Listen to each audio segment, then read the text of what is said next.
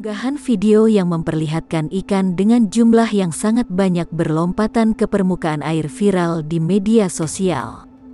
Disebutkan video tersebut merupakan peristiwa yang terjadi di pesisir pantai selatan Daerah Istimewa Yogyakarta, DIY. Salah satu yang mengunggah video berdurasi 29 detik ini adalah akun resmi Instagram @dislautkandi.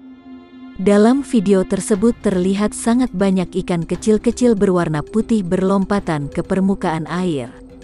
Sementara itu, beberapa orang terlihat di karang tepi pantai tengah menangkapi ikan-ikan yang berlompatan tersebut dengan menggunakan jaring.